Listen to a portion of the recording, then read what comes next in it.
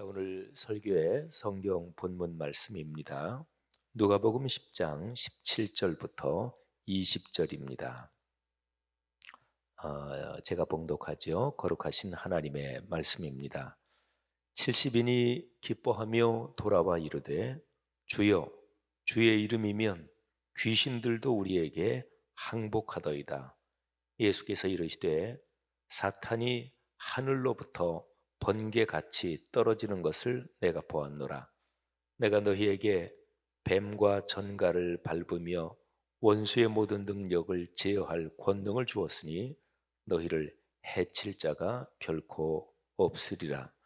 그러나 귀신들이 너희에게 항복하는 것으로 기뻐하지 말고 너희 이름이 하늘에 기록된 것으로 기뻐하라 하시니라. 아멘. 자, 말씀 사경에 우리 두 번째 날 우리가 들을 설교 말씀의 제목이 하늘에 기록된 이름입니다. 우리 제목을 한번 따라 합시다. 하늘에 기록된 이름. 여러분의 이름이 하늘에 기록된 줄 믿습니다. 우리 그 믿음을 가지고 다시 한 번 더 한번 따라 하십시오. 하늘에 기록된 이름. 예수님께서 누가복음 10장에서 70명의 제자들을 파송하십니다. 고대 사본 중에서 어떤 사본에는 72명 이렇게 기록된 사본도 있습니다. 그런데 70명이든 72명이든 이 숫자가 의미하는 것은 세계의 모든 민족, 세계 모든 민족을 다 합하면 그게 70 또는 72이다. 이게 이제 그 당시 문화권의 생각이었습니다. 예수님께서 70명을 당신이 친히 가시려는 그것에 앞서 보내셨다. 누가복음 10장은 그렇게 기록하고 있죠. 그러면 한번 생각해 보세요. 사도행전 1장 8절 말씀. 오직 성령이 너희에게 임하시면 너희가 권능을 받고 예루살렘 온 유대 사마리아 그리고 맨 마지막이 땅 끝이잖아요. 이거는 모든 민족을 말합니다. 하나님께서 아브라함을 축복하시는데 너를 많은 민족의 아비가 되게 한다. 그 많은 민족, 그게 모든 민족이지요. 그리고 한 단어로 바꾸면 인류입니다. 너를 인류의 아버지가 되게 한다. 그러니까요, 우리 기독교 신앙에서 제일 중요한 이 줄기에 해당하는 게 있습니다. 그거는 기독교 신앙은 언제나 인류를 생각합니다. 근데 오늘날 우리가 살고 있는 이 시대의 인류뿐만 아니라 이제 시간의 흐름, 그 종축으로 보면 창세 이후에 과거에 살았던 모든 인류, 그리고 앞으로 태어나서 살아갈 모든 인류까지, 그러니까 공간적으로 시간적으로 인류 전체를 포함하는 것이 기독교 신앙입니다. 인류만이 아닙니다. 사람 이외의 자연 만물 피조 세계 전체를 끌어안는 것이 기독교 신앙입니다. 기독교 신앙에서 이 초점이 흐려지면 그 기독교 신앙이 병드는 겁니다. 타락하는 겁니다. 이렇게 하면 너무 엄청난 얘기잖아요. 그런데 구체적으로 제가 말씀드리면 어느 집단에서 어떤 사람이 끼리끼리 편먹고 자기들끼리만 친하다. 이게 이런 거하고 연관이 있는 거예요. 하나님이 인류 전체를 끌어안으라 그러셨잖아요. 그러면 내가 있는 집단이 어디든지 간에 거기에서 그 집단 전체를 끌어안는 그런 사람이 그리스도인입니다. 뭐 회사든 교회든 또는 친구들과의 사이든. 근데 어떤 집단에 있으면서 거기에서 분란을 일으키는 사람이 있잖아요. 성경에 파당, 당 짓는 사람들. 그게 뭐 그냥 보통 생각해도 에휴, 사람이 살면서 아유, 저 사람들 저렇게 끼리끼리 놀아. 그러면 보통도 그냥 아이 좀 안 좋다 이렇게 보잖아요. 근데 근본적으로 기독교의 가치관을 따라서 근본적으로 보면 이게 이렇게 걸린단 말이지요. 여러분, 왜 기독교 신앙이 인류 전체를 포괄하고 또 존재하는 모든 것을 포괄하는 것일까요? 그 근본적인 이유는 조금만 생각해 보면 금방 알 수 있습니다. 자, 우리 기독교 신앙에서 믿는 하나님이 어떤 하나님이신가요? 그 하나님은 어떤 지역을 주관하는 지역의 잡신이 아닙니다. 동양이나 서양이나 또 어떤 나라 어느 문화권에서든지 이 귀신, 신들이 많습니다. 근데 어떤 신은 어느 일정한 영역만 지배해요. 우리나라에서 뭐 몽달 귀신, 뭐 부엌에만 있는 뭐 등등 그런 거 있잖아요. 근데 우리 하나님은 그런 분이 아닙니다. 우리가 믿는 성경에서 가르치는 삼위일체 하나님은 존재하는 모든 것을 그분이 존재하게 하셨어요. 절대 무에서 유를 창조하신 분이고, 그리고 존재하는 모든 자연 만물, 그리고 사람이란 존재까지 모든 것을 그분이 창조하셨습니다. 이게 창조의 주님이시죠. 그러니까 아주 명백하지요. 그분이 창조하셨고 그분은 지금도 모든 피조 세계를 큰 섭리 가운데 이끌어 가시고 결코 포기하지 않으십니다. 여러분, 그러니까 우리가 보통 살아가면서 철학 이런 얘기를 하면 뭐 실제 생활하고는 아주 먼 것처럼 생각이 되잖아요. 근데 이게 다른 말로 바꾸면 그 사람, 어떤 사람이 행동하고 말하고 이러는 거를 가만히 찬찬히 살펴보면 그 사람의 철학이 뭔지를 알 수 있어요. 그 사람의 기본 태도가 뭔지 알 수 있어요. 그러니까 언제나 자기 거를 정확하게 챙기는 사람이 있습니다. 물론 그러면서 다른 사람도 배려하는 사람이 있고요. 근데 다른 사람은 배려하지 않고 자기 거를 아주 정확하게 그리고 날카롭게 챙기는 사람이 있습니다. 그런 사람은 이기적인 사람이지요. 그런 사람의 인생관 철학은 이기주의인 거지요. 왜 그 사람이 그런 생각을 가지게 됐나? 왜 그렇게 사나? 그리고 무슨 얘기를 할 때 꼭 애둘러서 다른 사람을 이렇게 빌려가지고 남을 은근히 비판하고 이런 사람이 있어요. 언어 습관이 그렇게 든 사람이 있어요. 그 아주 못된 습관이죠. 비열하고 저열한 거잖아요. 그거는 그 사람의 삶의 철학이 그래서 그런 거예요. 신앙생활하는 게 뭐를 뜻할까요? 신앙생활은 성경에서 가르치는 바에 따라서 그 성경 말씀의 가치관, 그 철학, 그 인생관을 가지는 거, 이거를 기독교 신앙이라고 합니다. 근데 그 중에서 제일 중요한 게 인류 전체. 그러니까 예수님께서 누가복음 10장에서 70명의 제자들을 당신이 앞으로 가시려고 하는 그곳으로 미리 보내시는 거예요. 그러면 예수님께서는 어디로 가시려고 하는 것인가요? 인류 전체 땅 끝까지. 예수님이 부활 승천하시잖아요. 부활 승천에서 성령으로 성령이 함께 계신다는 것은 예수님이 계신다는 것을 뜻해요. 그러니까 성령이 오시고서 그리고 땅 끝까지 그리스도인이 가잖아요. 이거는 주님께서 같이 가시는 거고 주님께서 일하시는 것입니다.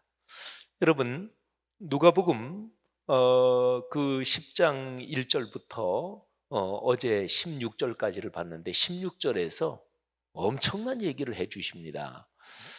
너희를 영접하는 자는 나를 영접하는 거다. 그리고 너희를 받아들이지 않고 거부하면 나를 거부한 것이고 나를 보내신 하나님을 거부하는 거다. 그러니까 예수님이 파송하는 그 사람한테 당신의 전권을 주시는 거예요. 전권을. 이거를 헬라어로 엑수시아라고 발음을 하는데요. 성경에서 하나님의 전권, 이거를 얘기할 때 반복적으로 쓰이는 단어입니다. 그런데 하나님께서 누구에게, 예수님께서 누구에게 전권을 주시는 것일까요? 반드시 기억해야 돼요. 인류 전체를 늘 마음에 품는 사람한테 전권을 주셔요. 예수님이 어리석으실까요? 예수님이 사람들의 잔꾀에 넘어가실까요? 어림도 없잖아요. 그죠? 그래서 성경은 그렇게 말하잖아요. 하나님은 속아 넘어가실 분이 아니다.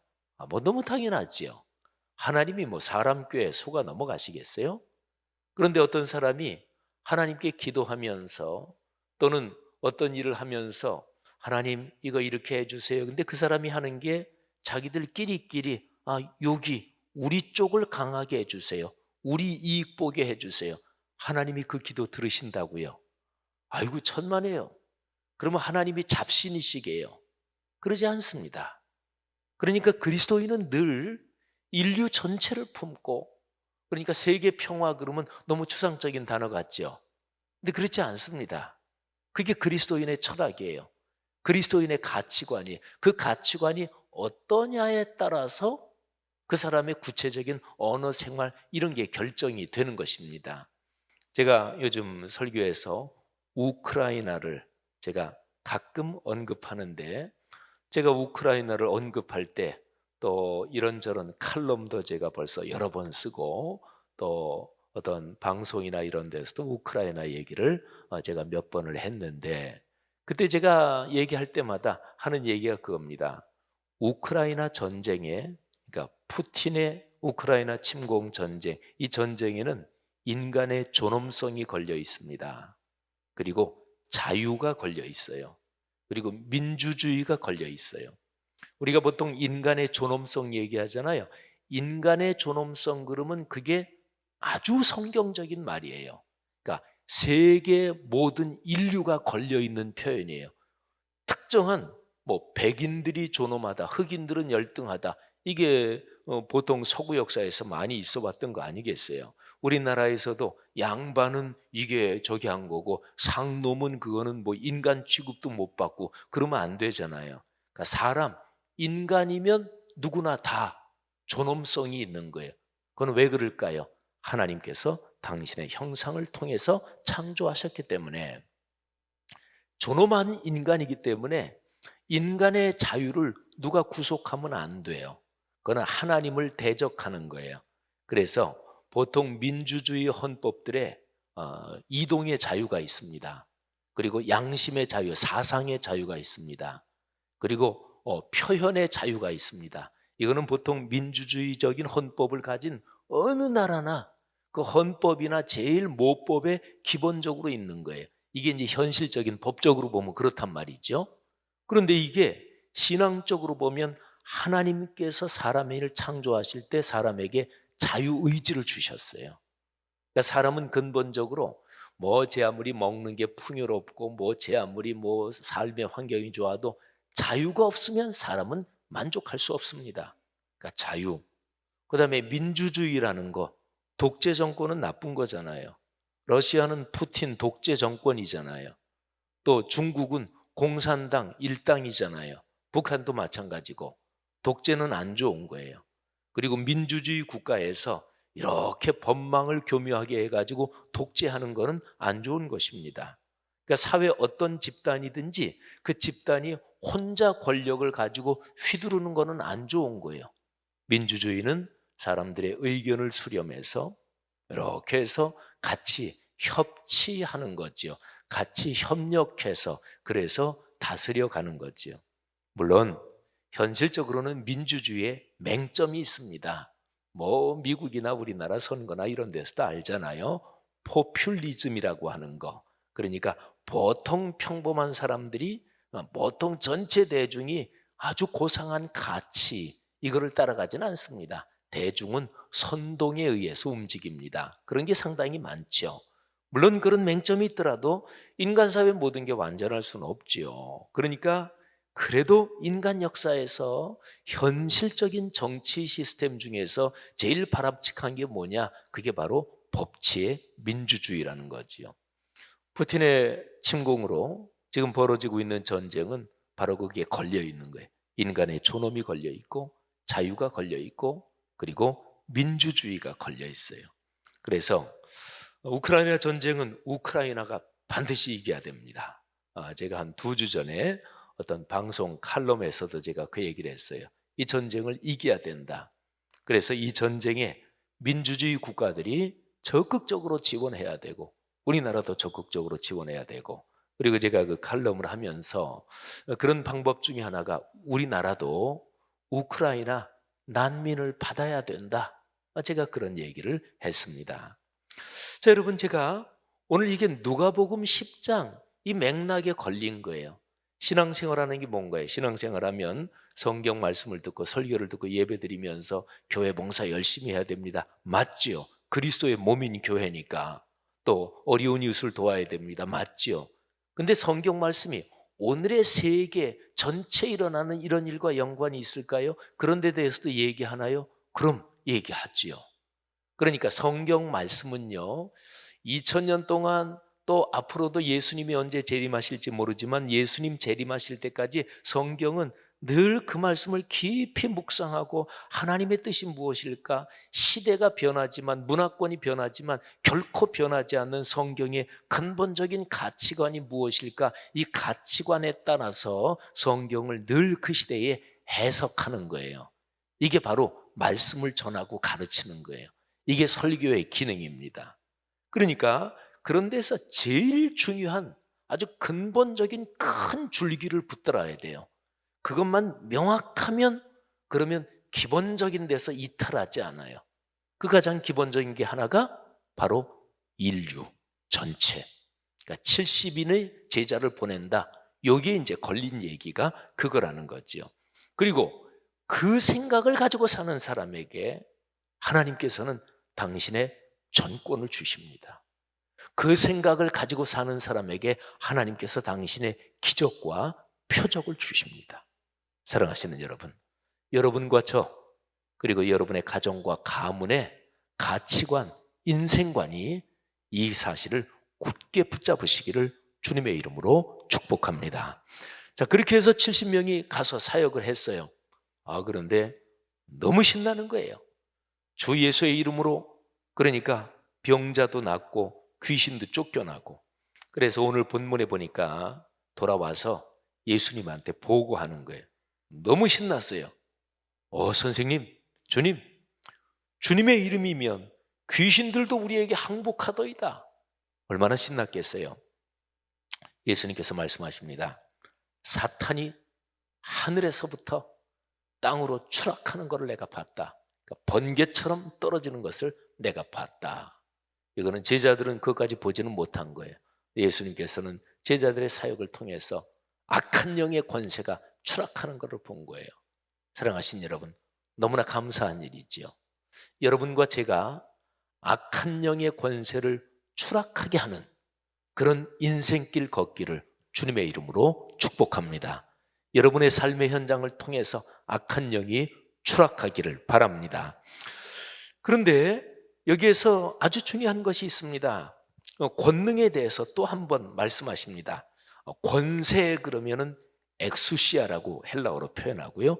권능 그러면 두나미스라고 하는데 그게 거기에서 다이너마이트 이 단어가 나온 거예요. 요즘은 뭐 아주 옛날 폭약이지만 다이너마이트가 처음 발명됐을 때는 그게 가장 센 어떤 그거죠. 그게 헬라어 두나미스. 이게 이제 여기에 19절에 권능으로 번역이 된 단어인데요. 예수님께서 말씀하시는 거예요. 뱀과 전갈을 밟으며 원수의 모든 능력을 제어할 이길 권능. 그러니까 권세와 권능. 권세, 그거는 하나님으로부터 나오는 거죠. 내 권세를 너희의 사역, 너희의 삶에 내가 걸어두었다. 그리고 실질적인 권능을 준다. 근데 이것도 아까 설명드린 것처럼 그런 거예요. 그런데 이제 아주 중요한 것이 20절에 그러나 귀신들이 너희에게 항복하는 것으로 기뻐하지 말고 너희 이름이 하늘에 기록된 것으로 기뻐하라. 여러분, 이게 무슨 뜻일까요? 한번 생각해 보세요. 귀신들이 항복한다. 신나고 기뻐할 일이죠. 그런데 내 이름이 하늘에 기록됐다. 이것도 참 감사한 일이죠. 근데 두 개 중에 어떤 것이 더 기뻐할 일인가? 예수님께서 말씀하시기를 너희 이름이 하늘에 기록된 것, 이게 가장 큰 기쁨이고 가장 좋은 것이고 이게 근본적인 것이다. 이런 말씀이에요. 그러면 두 개를 한번 제가 쉽게 설명을 해드리면 이런 것입니다. 여러분의 아들, 딸, 손자, 손녀가 있을 거 아니겠어요? 그러면 여러분의 어떤 딸을 생각해 보세요. 그 딸이 더 중요합니까? 딸이 공부를 잘하는 게 더 중요합니까? 그러면 아유, 뭐 둘 다 내 딸에 대한 건데 딸 공부 잘하는 것도 중요하고. 근데 그거 말고요. 한번 이거를 구분해 보세요. 그 딸 자체가 중요합니까? 딸이 공부 잘하는 게 중요합니까? 당연하죠. 딸 자체가 중요해요. 그잖아요.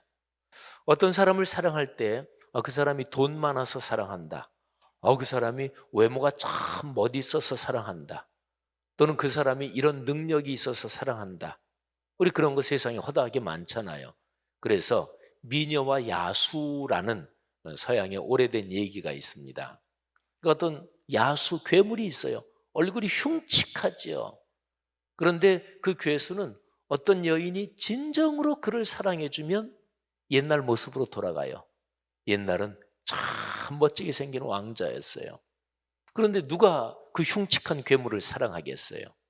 근데 이제 어떤 여인이 드디어 그 괴물 야수를 진심으로 알고 마음이 따뜻한 걸 알고 사랑하게 되지요. 그러는 순간에 그 괴물 야수의 얼굴이 옛날에 그 잘생긴 왕자로 딱 돌아가는 거예요. 그러니까 인간은 누구나 다 선입관이 있어요. 다 똑같아요. 여러분이나 나나 사람이면 누구나 피할 수 없어요. 잘생긴 게 좋고 돈 많은 게 좋고 다 그래요. 그러니까 그런 게 인간의 통속적인 문화는 다 그렇게 흘러가는 거예요. 그런데 기독교적인 가치관은 그거를 넘어선다. 이런 거죠. 자, 그러면 아까 제가 딸 얘기를 했는데 내 손자가 굉장히 공부를 잘한다.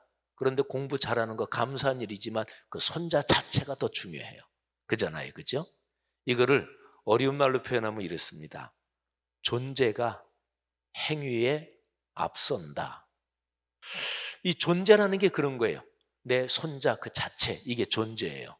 그리고 행위, 그 손자가 열심히 공부해서 공부 잘하는 거, 나중에 쑥쑥 커가지고 돈 잘 벌어서 엄마 아빠한테 용돈 갖다 주고 할머니 할아버지 뭐 맛있는 거 사드리고 용돈 드리는 거, 그게 행위잖아요. 존재는 사람 그 자체예요. 행위는 그 사람이 하는 거, 그 사람의 업적, 그 사람의 능력, 그 사람의 외모, 이런 거예요. 그런데 기독교 역사에서 아주 오래된 문장입니다. 이게 신학적인 표현인데 존재가 행위에 앞선다. 이거를 쉽게 얘기하면은 예수님께서 말씀하신 걸로 말하면 좋은 나무가 되지 않고는 좋은 열매를 맺을 수 없다. 그러니까 사과나무에서 사과를 맺지 가시나무에서 사과가 열리겠어요? 그러니까 존재가 행위에 앞선다. 사람 그 자체가 중요하다. 그러니까 사람 되는 게 더 중요해요. 사도행전 1장 8절 말씀, 오직 성령이 너희에게 임하시면 너희가 권능을 받고, 이런 표현이 있잖아요. 그리고 땅끝까지 가서 내 증인이 된다. 증인할 때 두 번째 글자는 사람 인자예요. 쉬운 얘기로 증인이 된다. 그러면 사람이 된다. 이 사람이 되고 나서 그 다음에 전도하는 행동, 행위가 이어질 수 있는 거예요. 왜 예수님이 누가복음 마지막하고 사도행전 이 처음으로 이어지는 그 흐름을 보면 누가복음도 기록하고 사도행전을 기록했죠. 누가복음, 사도행전은 전편 후편이에요. 그래서 우리 교회에서 발행하는 동네 세매줄 성경, 거기에 이제 성경 창세기부터 쭉 순서대로 했는데 신약의 제일 첫 권은 마태복음, 마가복음, 누가복음은 건너뛰고 요한복음. 여러분 동네 세매줄 성경 신약 첫 번째 권 8권 보면은 마태, 마가, 누가는 건너뛰고 요한 이렇게 해놨어요. 세 권을. 그리고 나서 그 다음 권 2권은 누가복음, 사도행전이 이렇게 돼요. 왜냐하면 전편 후편이니까. 그래서 그렇게 묶어놓은 거예요. 그런데 누가복음 마지막하고 사도행전 처음을 보면 예수님께서 너희 예루살렘에서 기다려라. 너희 섣불리 나가면 안 된다. 그 속뜻에 담긴 거는 지금 너희 모습 그대로 나가면 실패해. 너희 모습 그대로 나가면 하나님의 일, 하나님 나라 일 하기는커녕 하나님 나라 일 망쳐. 기다려야 돼. 성령이 임하시기를 기다려야 돼. 성령이 임하시면 뭐가 어떻게 되기 때문에요? 존재가 바뀌는 거예요. 사람 됨이 바뀌는 거예요. 그게 바로 사도행전 1장 8절 말씀의 뜻이에요. 제가 한 2, 3년 전부터 목회자들 모임이나 제가 총회장으로 1년 이렇게 저렇게 하면서도 사도행전 1장 8절 얘기를 많이 했어요. 한국교회는 사도행전 1장 8절을 전도하라는데 너무나 많이 이용해 먹었어요. 근데 사도행전 1장 8절 말씀은 전도해라. 물론 전도하라는 말씀이죠. 근데 그 전에 더 기본적으로 성령의 충만을 받은 사람이 되라. 이게 사도행전 1장 8절에 먼저 들어있는 뜻이에요. 근데 한국교회는 목회자나 또는 교회 장로님들이나 우리 교회 크게 만들어야 돼. 그래서 사도행전 1장 8절 말씀을 목사는 자기 목회의 성공을 위해서 1장 8절 말씀을 이용해 먹었단 말이에요. 어느 교회나 우리 교회 더 크게 만들기 위해서 이 말씀을 이용해 먹었단 말이에요. 우리 한국교회 후배 목사들이 참 존경하는 그런 선배들이 있지요. 이동훈 목사님은 그런 분 중에 한 분이에요. 이동훈 목사님이 은퇴하시기 한 1년 전에 우리 교회 집회 강사로 모셨어요. 그때 제가 이동훈 목사님 모시고 둘이서 한번 식사를 하는데 이동훈 목사님이 그러시는 거예요. 지 목사님, 우리 세대는 나까지 포함해서 다 똑같았다. 큰 교회 만들고 싶었다. 사람 많이 모으고 싶었다. 근데 지 목사님 세대에서 다른 어떤 생각이 나오지 않으면 한국교회는 희망이 없을 거다. 그러니까 목회자가 목회하는 게 나 목회 성공하기 위해서, 성공은 통상적으로 교회 크게 만드는 게 성공이잖아요. 장로님들도 알아요. 성도들도 다 알아요. 우리 목사님 교회 크게 돼서 우리 목사님 성공한 목사님, 그게 야 저렇게 못될 수가 있나 그렇게 생각하지 않아요. 그런데 성경적으로 깊이 생각해 보면 아니 성경 말씀을 자기 성공을 위해서 도구로 사용해 먹어? 이거는 큰 죄죠. 그러니까 한국교회 교인들의 일반적인 인식에서 성경적인 인식이 너무나 이게 뒤틀려 있는 거예요. 왜곡되어 있는 거예요. 성경으로 다시 돌아간다는 얘기는 바로 말씀의 가치관으로 근원적으로 돌아가는 것을 말해요. 사랑하신 여러분, 오늘 여기서 예수님께서 귀신이 너희에게 항복하는 거, 이거는 제자들이 사역하는 거, 행동하는 거잖아요. 실제 일하는 거잖아요. 거기에서 성과가 있는 거잖아요. 그런데 예수님께서 그것보다 너희 이름이 하늘의 생명책에 기록된 것을 더 기뻐해라. 너희의 존재가 하나님의 자녀, 하나님 나라의 백성이 됐다는 너희의 존재의 변화, 존재의 축복, 이게 더 중요한 거다. 그거 말고 너희가 실제 일하는 거, 거기에서 이런 성과가 있었다, 이거 자꾸 여기에 몰두하다 보면 너희 망가진다. 예수님께서는 늘 그거를 경계하셨어요. 그래서 예수님의 사역에서 사람들이 한참 많이 몰려들 때는 무지무지하게 사람이 많이 몰려들고 사람들이 예수님을 막 추종하고, 그럴 때는 예수님은 언제나 사람들을 떠나서 한적한 곳으로 가서 기도하셨습니다. 한적한 곳이 어떤 곳이에요? 하나님 아버지 만나는 곳. 사람들이 한참 많이 몰려들 때 그 가운데 있으면 인간은 누구나 다 망가져요. 근데 그 군중들을, 자기를 환호하는 사람들을 떠나야 돼요. 그리고 하나님 조용히 만나야 돼요. 하나님 앞에서 내 모습을 다시 보는 거죠. 예, 주님, 제가 요즘 사역이 이렇게 잘 되는 거 주님께서 파송하신 거고 주님께서 은혜를 주신 것입니다. 오병이어의 기적, 그 베풀고 나서 사람들이 막 흥분하잖아요. 마테마가, 누가, 요한 다 나오는데 그 중에서 제일 아주 자세하게 기록된 게 요한복음이에요. 요한복음에 보면 사람들이 예수님을 왕으로 삼으려고 했다. 그러니까 지도자로 옹립하고, 야, 이분이 메시아다, 선지자다. 그건 맞죠. 메시아 맞죠. 근데 이분을 옹립하고 로마를 이기고 우리 민족 다시 부흥하자. 사람들이 막 열거하는데 그때 예수님께서 군중들을 빨리 흩어보내시고 제자들을 군중들에서 띄워놓습니다. 너희 배 타고 빨리 건너편으로 건너가. 근데 제자들은 지금 신났어요. 아니, 이 사람들 좀 더 관리하고 그래야 되는데, 예수님이 아마 상당히 강하게 말씀하셨을 거예요. 내 말 못 들었냐? 빨리 배 타고 건너가. 군중들하고 떼어놓는 거예요. 안 그러면 제자들 망가지니까. 그리고 예수님이 사람들 빨리 집에들 가시오. 날이 저물었는데 사람들이 막 흥분을 가라앉히지 못하고 있으니까 예수님이 빨리 가시오. 그리고서 예수님도 산으로 혼자 가셨어요. 그리고 밤이 맞도록 기도하셨습니다. 사랑하신 여러분, 이 뜻이 그거예요. 귀신들이 항복한 것, 그게 가장 기뻐할 일이 아니고 너 이름이 하늘의 생명책에 기록된 것을 기뻐해라. 사랑하신 여러분, 예수님을 인격적으로 영접하고 진실하게 예수님을 믿으면 그 이름이 하늘의 생명책에 기록되는 것을 믿으시기를 축복합니다. 그렇습니다. 이게 가장 귀중한 거예요. 요한계시록에 어린 양의 생명책 이런 표현이 나옵니다. 그런데 어린 양의 생명책에 기록되지 못한 자들은 말세에 오는 짐승에게 경배합니다. 계시록 13장 8절에 보면 죽임을 당한 어린 양의 생명책에 창세 이후로 이름이 기록되지 못하고 이 땅에 사는 자들은 다 그 짐승에게 경배하리라. 여기에 창세 이후라고 얘기하잖아요. 아까 제가 시간의 축을 따라서 그 얘기 드렸잖아요. 창세 이후 인간이라는 존재로 사는 모든 사람은 둘로 나눌 수가 있어요. 어린 양의 생명책에 기록된 자, 그렇지 못한 자. 어떤 사람이 사하라 사막을 한번 갔다 오고 나서 이런 얘기를 했습니다. 세상 사람들은 둘로 나눌 수 있다.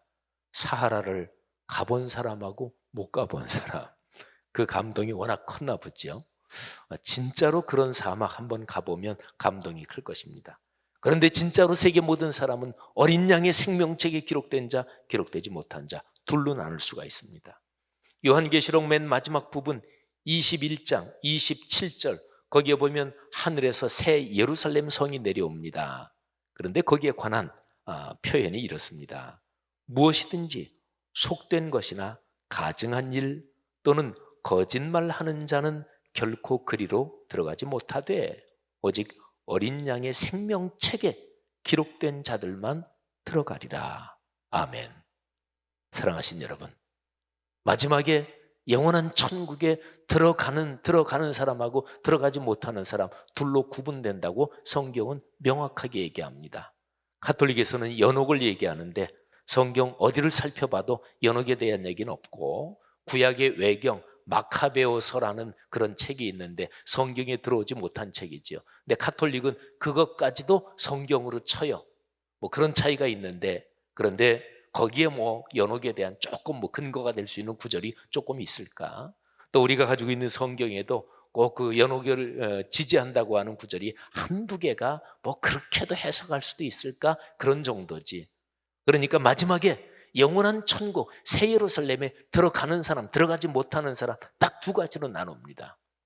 여러분, 그래서 인류 역사에서 가장 절절한 기도, 진짜로 자기 자신을 완전히 다 걸고 자기의 전 존재를 걸고 기도하는 그 기도는 모세의 기도예요. 모세가 출애굽기 32장 32절에서 금송아지를 만든 이스라엘 백성을 하나님이 내가 이놈의 사람들 다 쓸어버리겠다. 그러니까 모세가 앞에 나서서 이렇게 말씀합니다. 이제 그들의 죄를 사하시옵소서. 그렇지 아니하시오면 원하건대 주께서 기록하신 책에서 내 이름을 지워버려 주옵소서. 모세는 하나님의 사람이잖아요. 영적인 세계를 알고 있었습니다. 그런데 모세가 기도하는 거예요. 주께서 기록하신 책에서 제 이름이 그 책에 기록되어 있는데 제 이름을 그 책에서 지워 주옵소서. 그렇게 해서라도 이 민족을 용서해 주옵소서. 사랑하신 여러분, 빌립보서 4장 3절에서 사도 바울이 이렇게 얘기합니다. 이제 빌립보서를 쭉 다 하고 나서 그 다음에 인사를 전하면서 참으로 나와 멍에를 같이 한 네게 구하노니 복음에 나와 함께 힘쓰던 저 여인들을 돕고 또 글레멘드와 그 외에 나의 동역자들을 도우라. 그 이름들이 생명책에 있느니라. 글레멘들은 누굴까요? 또 그 외에 사도 바울의 동역자들이 많이 있죠. 누가도 사도 바울의 동역자였고 뭐 디모데 그렇고요 등등. 근데 여기에 명시적으로 이름이 나온 글레멘드, 이거 한번 생각해 보세요. 글레멘드. 근데 사도 바울은 글레멘드를 생각하면 생명책에 이름이 있는 귀한 사람. 사랑하신 여러분, 하나님께서 여러분의 이름을 하늘의 생명책에 기록해 놓으셨음을 감사하시기를 주의 이름으로 권면합니다. 그리고 여러분이 인생 걸어가면서 주변에서 그분의 이름이 생명책에 있지, 그렇게 기억할 수 있는 사람이 많기를 바랍니다. 사랑하신 여러분, 여러분이 인생길 걸어가면서 아직까지 예수 알지 못하는 사람에게 전도해야 되는 가장 근본적인 이유는 그거예요. 그 이름이 생명책에 아직 기록되지 않은 사람, 하나님 그 사람의 이름이 생명책에 기록되게 하옵소서. 그러는 마음으로 그 사람에게 복음을 전하고 그 사람을 위해서 기도하는 거예요. 하나님께서 오늘 우리에게 누가복음 10장 말씀을 통해서 말씀하십니다. 너희 이름이 하늘에 기록된 것으로, 어린 양의 생명책에 기록된 것으로 기뻐하라. 이 기쁨이 우리 모두의 삶의 여정에 가득하기를 주의 이름으로 축원합니다.